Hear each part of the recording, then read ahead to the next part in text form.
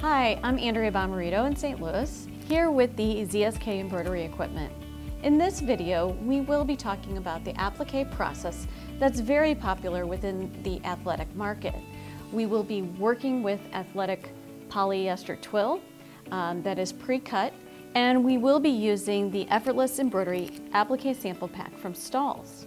And in the sample pack, we have 3 different styles that we're going to work with: a 1-color, a 2-color, as well as a distressed.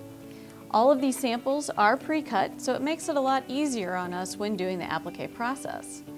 So with the 1-color, we have a different technique than the 2-color. Now let's go through each one of these. For the first style, it is a single color applique, meaning that the applique material is 1 color.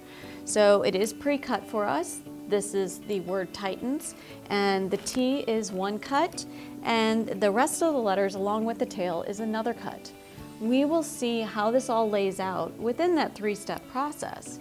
The 3-step process includes a placement stitch where to put down the applique material, the tack down stitch to tack it down to the fabric, and then the cover stitch to finish it all off. So let's go ahead and load the design and go through that process. In order to load the design into the ZSK, we will load it from a USB. So on the right-hand side of our screen, we will choose R1 to load a design, and then U4 for USB. We choose the pantograph configuration that we'd like, which is tubular frame in this instance. And now we will go to the folder that our design is stored in. Find the design itself, which this one is called 1-color, hit select. Once we are in there, I will choose a free design number and then confirm that. It will go into my next slot. Once that is confirmed, I do want to make sure I am using Optimize with user-defined values. The reason is this is a DST file. So Optimize with user-defined values, this is a really important part of the whole technique. This will show us the 3 different steps that we do need to take. Now, something that really helps is viewing the design as the different parts. When I click on Design Part, it will show me what each stop or color change is. So here, this first stop or starting needle is the placement stitch. The placement stitch will do the exact size and shape of my applique in the color that I want. So typically, I want this as the same color as the applique. In this instance, it will be needle number 3. So I type in 3 here just by pressing the button, and now it'll directly advance to the next step. The next step is the tack down stitch. This tack down will tack that fabric down to the garment, making sure that it is in correct position. This I also want as 3. The last stitch for the applique is the cover stitch. This is typically a satin stitch or a tackle twill, and in this design it is a satin stitch. I also want this to be color 3. The last one is going to be an embroidery on top of the applique. So I would like to have a color, the color white, which is actually in needle 4. So I press 4. Now we have input the colors, but with each step we need to have a stop in between. So I will arrow up to the 2nd step, which is the tack down stitch. I need it to stop before it starts doing the tack down stitch so I can put the applique down. In order to do this, I press the More button, which is U10, and then do U2, which is the plus stop.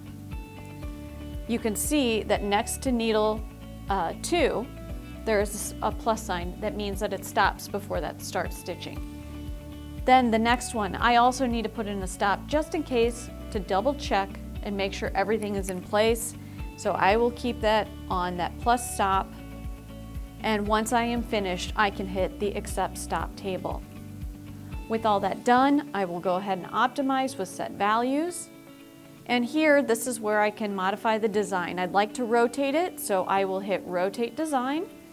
And it's finalizing everything. I will go ahead and accept it. And now I am ready to stitch. We've loaded the machine with the design, and I have double checked that my needle assignment is in defaults. That's going to be especially important for DST files. So I've hooped up my garment, I've lined it up, and I've traced it. It's important to trace just to make sure that we don't hit anything as far as the frame goes, the tubular arms, or it goes out of alignment. After we have traced that, it's now time to start. Once I press the start button, my machine will go to the needle that I assigned and start with the placement stitch. Remember, the placement stitch is going to show us exactly where the applique sits onto that garment.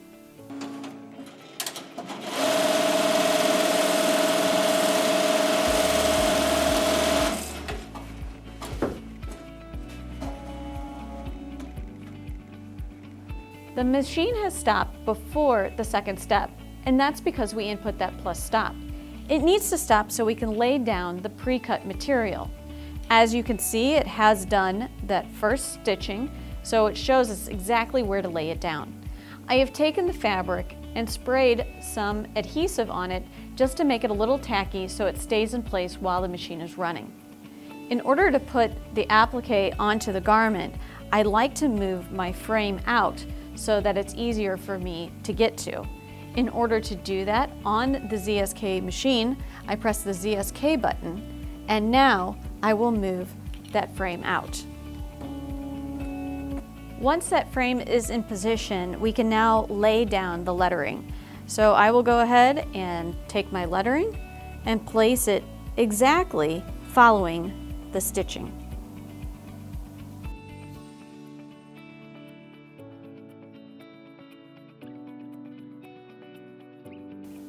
Once it's in position, we can now move that frame back, but we do have to make sure that it is very precise.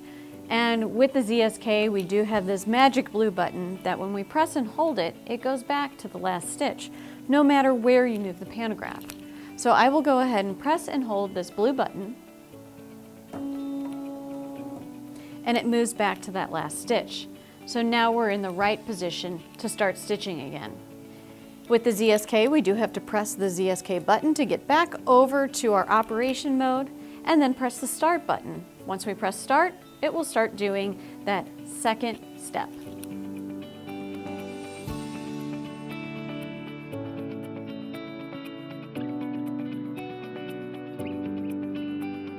Now the third and final part of this process is to stitch the cover stitch. And the machine has stopped because it did the tack down stitch, and now I just need to double check and make sure that nothing is out of line. Once I have checked that, or need to make any changes, I can then start again. So remember that it stopped because I did that plus stop in the beginning and that optimization. And I can also move that pantograph out or in, depending upon what I want to do. And that is with the pantograph movement. So I press the ZSK button, and when the ZSK button goes over to the pantograph side, I can then move my pantograph forward, do any changes, move it back by pressing and holding that blue button. Once that's finished, I can then start again, and that's by pressing the ZSK button to get onto the operation side and press start.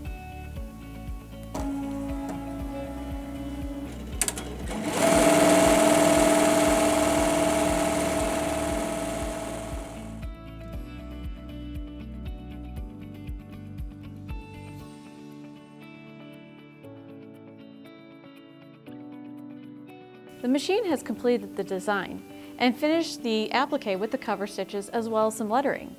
There were no pauses in the embroidery between the cover stitch and the lettering, as we did not put any stops in the T8 controller. So let's see how this looks. And now you can see that we have a nice finished applique design. We can even take this over to the heat press and finish it off, as this does have a heat activated glue on the back. So let's move on to our next one, which is a two-color design. So our next style is a two-color style, and you can see here that it's already pre-cut. And with this, it's a little bit of a different process, as the outside cover stitch is more of a tackle twill or an open zigzag. So we're going to go through, load the design, and I'm going to show you how to input the stops and see how that technique is a little bit different because we only have a placement stitch and a cover stitch. Now in loading the design, you can see we currently have our last design up. So we'll load the next design by going to R1 and then U4 for USB. It says, hey, you have a design up. Do you want to go ahead and close that out and go to the next one? I say yes to select the design. And then I'll go and confirm the tubular frame.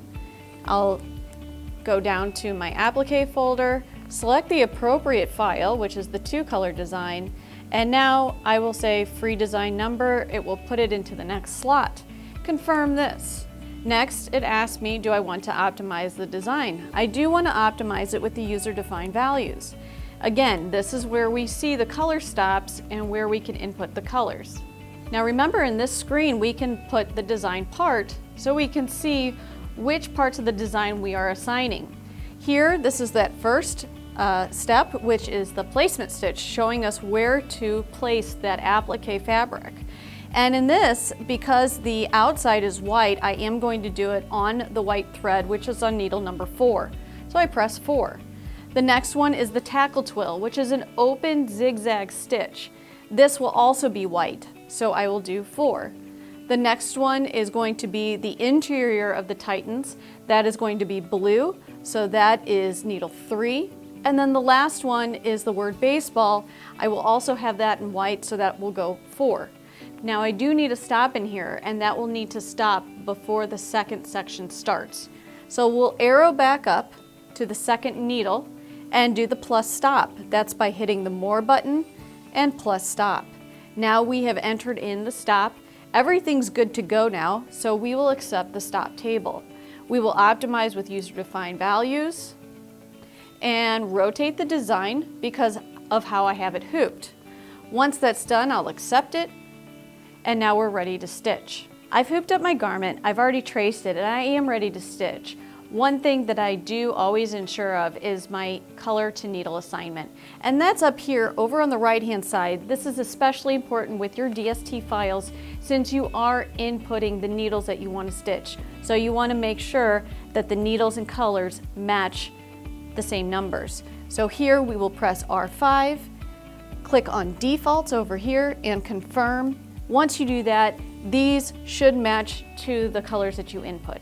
So now that we're ready to go, I'll go ahead and hit the start button and it will start stitching that placement stitch of where to place my applique design.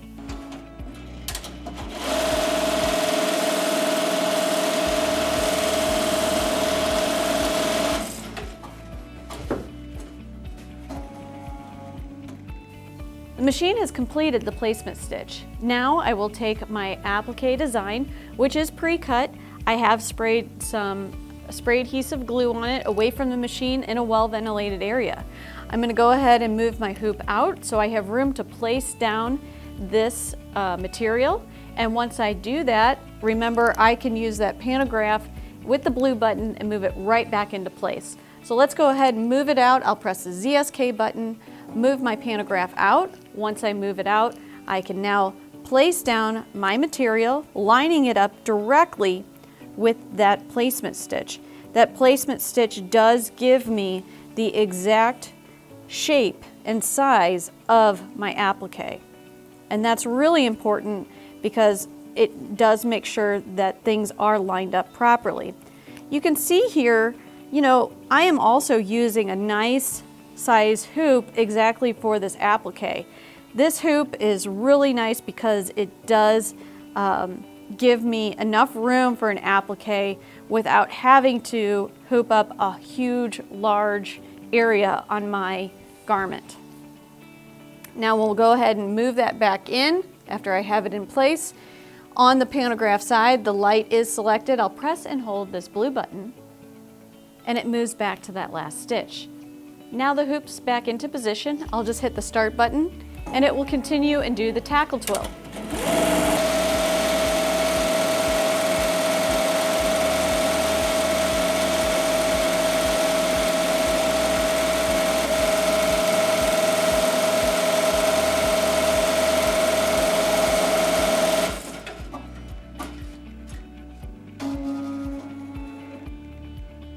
As you can see, the machine does not stop in between the white cover stitching and the blue cover stitching, as well as the lettering. and that's because we did not put a stop in the T8 controller. So let's see this next one. I'll go ahead and pull it off of the machine, and you can see that we do have a nice two-color design, the outside being a tackle twill or open zigzag stitch, the inside being a nice dense cover stitch. And now we can actually take it over to the heat press and heat press it, as this backing does have a heat activated glue. Now for our last and final look, the two-color distressed applique. And with this, it's very similar to the previous two-color in that we only have one placement stitch and then the cover stitches on top. So we only need one stop for this design. So we'll put it into the T8 controller, pretty much the same as we did the previous one. To load the distressed one, again, we'll follow the same functions, R1 and then U4. We will select the design, confirm the pantograph configuration, arrow down to our folder, find the correct file, and now put it in the next slot. We'll confirm this and optimize it with user-defined values. Again, I do like the design part to see the different stops or the different color changes in here. Because it is white, I'll go ahead and put in 4, and then we will do 4 again, and then we will do the blue, which is 3, and then 4 one more time for baseball.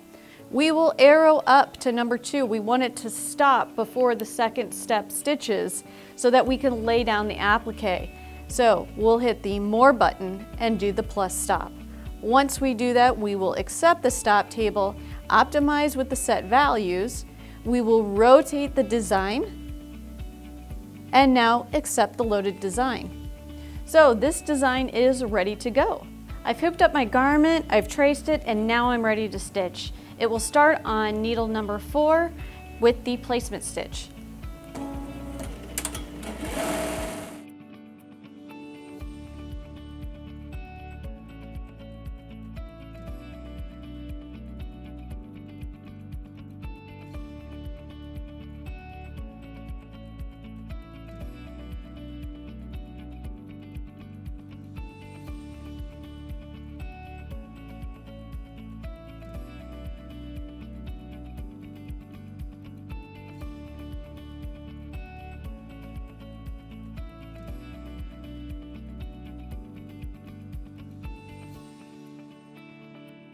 Let's take a look at our third and final design, and that is this distressed applique. It's a two-color, and you can see here that it's a little bit different than what we're used to. But what's nice with the Stahls Any Word Anyway is that we have different looks that we can use that is all pre-cut and ready for us to stitch. So thanks to Stahls for the applique design pack. And then also thanks to Allied Hoops for providing us with this awesome applique hoop. Thanks everybody for watching, and we'll see you next time.